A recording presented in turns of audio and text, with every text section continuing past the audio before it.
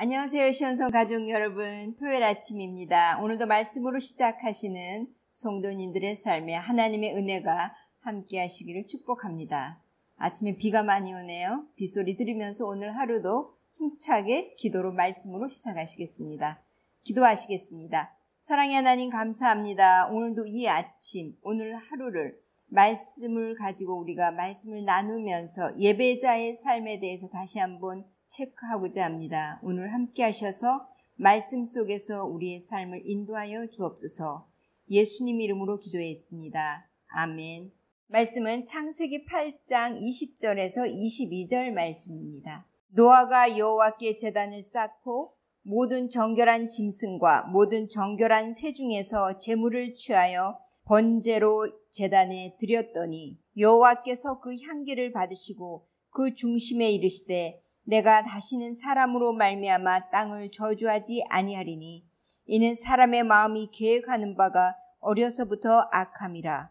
내가 전에 행했던 것 같이 모든 생물을 다시 멸하지 아니하리니 땅이 있을 동안에는 심음과 거둠과 추위와 더위와 여름과 겨울과 낮과 밤이 쉬지 아니하리라.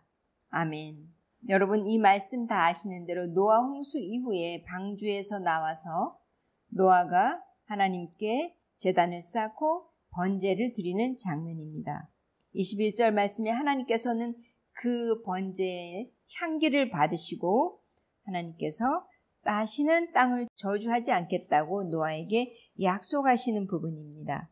먼저 노아를 살펴보면 노아는 아담의 10대 후손입니다. 창세기 6장 7절에서 하나님께서는 노아에게 홍수에 대한 계획을 알리십니다. 6장 13절에서 역시 다시 홍수로 인류를 멸하실 것을 말씀하고 계신 것을 보아서 노아는 하나님께서 하나님의 계획을 알려줄 수 있는 그런 신실한 사람이었다는 것을 우리가 볼 수 있습니다.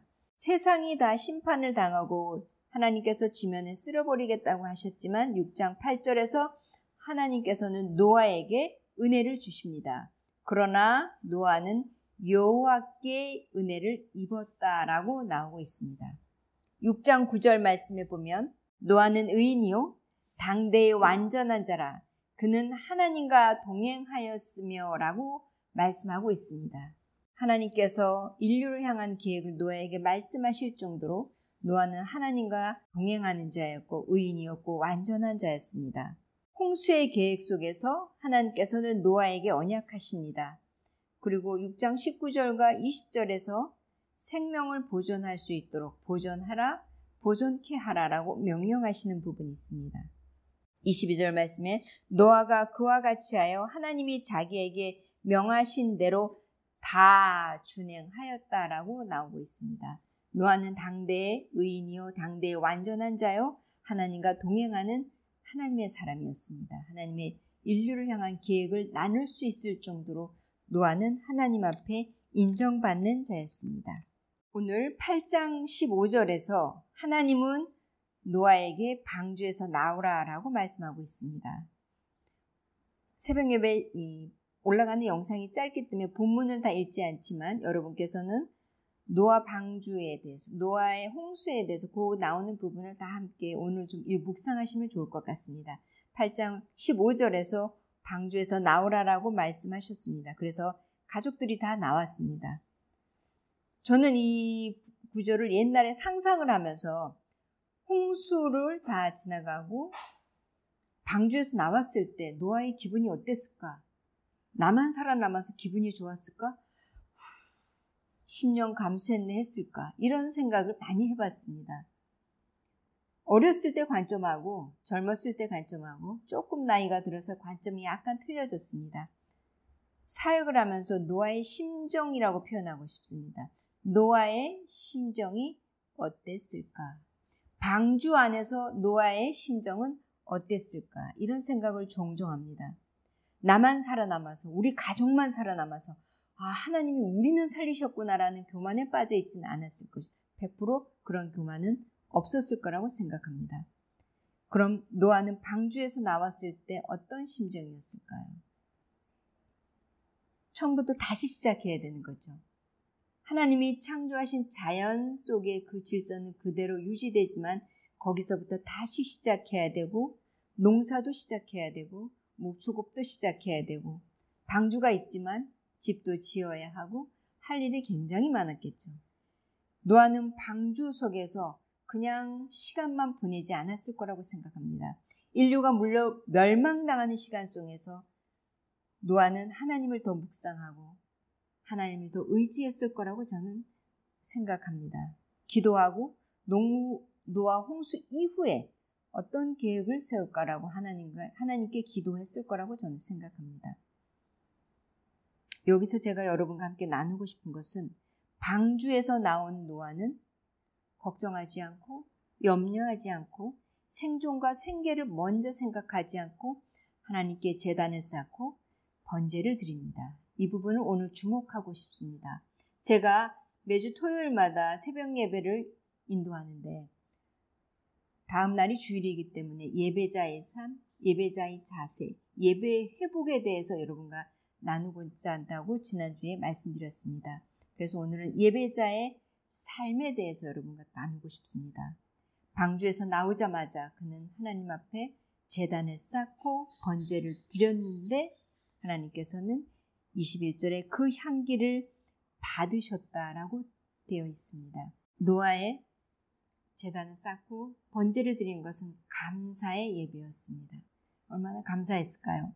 전 인류가 멸망하지만 노아는 살아서 하나님께 예배드리고 제단을 쌓을 수 있었다는 게 굉장히 감사한 제목이었겠죠. 지금 우리 코로나 때문에 락다운을 겪고 있는 사태를 지금 2주째 맞이하고 있습니다.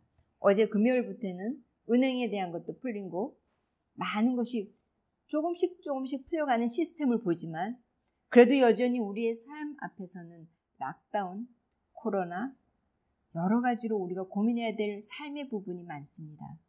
그러나 오늘 여러분과 제가 나누고 적용해야 될 부분은 우리 삶에 어떤 일이 있더라도 우리의 상황과 상관없이 우리는 하나님을 예배해야 되고 하나님께 감사해야 된다는 것이 오늘 하루의 적용입니다.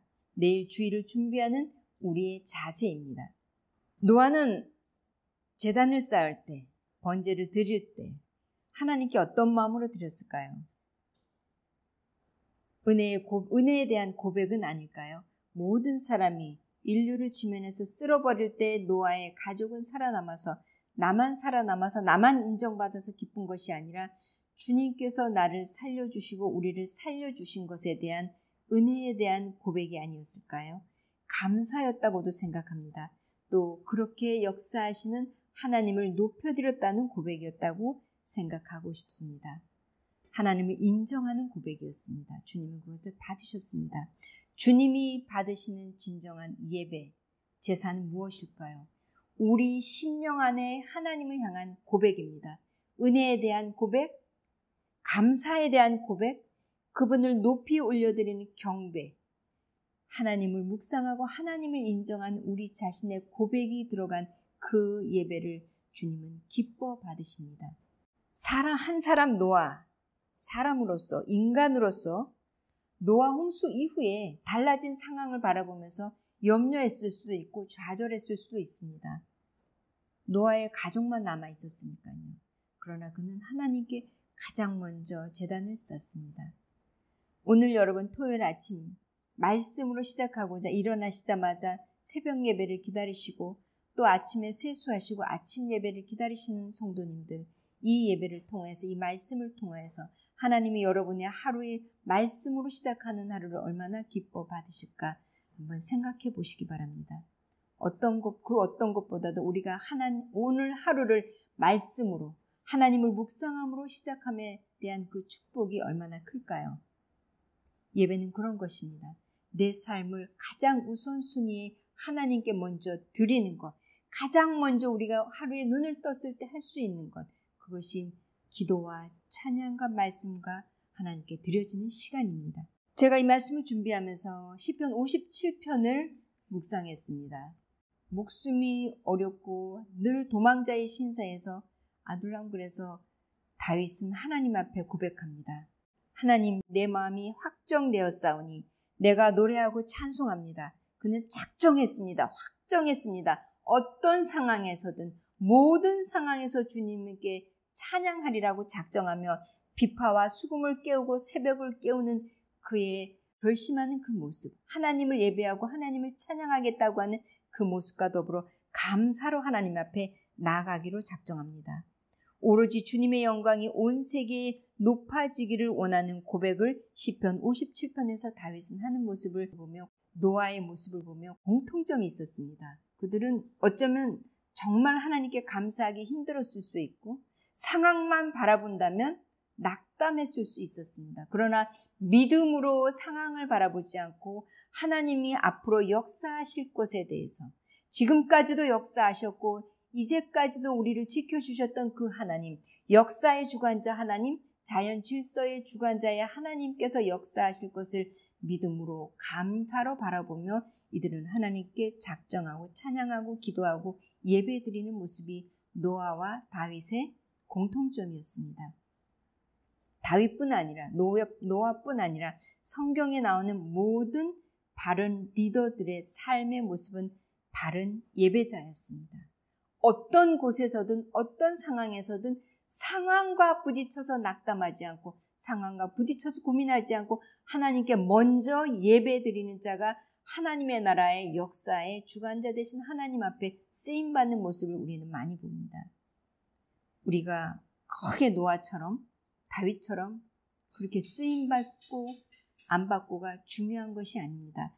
오늘 하루의 삶, 오늘 한순간의 삶이 하나님 앞에서 얼마나 바른 예배자의 삶인가, 무엇으로 하나님께 가장 먼저 드릴 것인가에 대한 고민을 한번 해봤으면 좋겠습니다.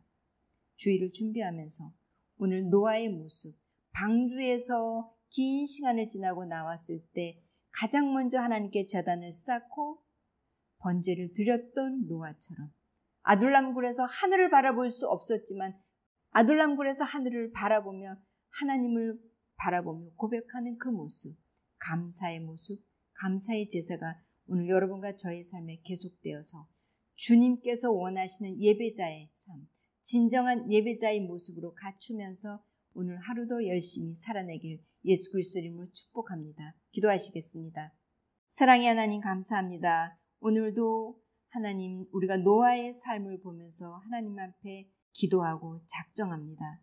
노아가 방주에서 나와서 제일 먼저 한 일이 제단을 쌓고 번제를 드렸던 것이라면 다윗은 아둘람 굴에서 그 어두컴컴한 굴 안에서 하나님을 바라보며 하나님의 역사하실 것을 바라보며 믿음으로 감사의 찬양을 올렸던 것을 기억하며 오늘 우리의 삶을 주님께 맡깁니다. 주님께 드립니다. 이 어렵고 힘들고 괴롭다고 하지만 이 땅의 삶이 결코 하나님 앞에서 우리에게 주어진 이 시간이 정말 아름다운 시간이기에 매 순간순간 예배자의 삶으로 하나님께 드려지게 하여 주옵소서. 우리가 하나님께 감사함으로 나아가게 하여 주옵소서. 예수님 이름으로 기도했습니다. 아멘.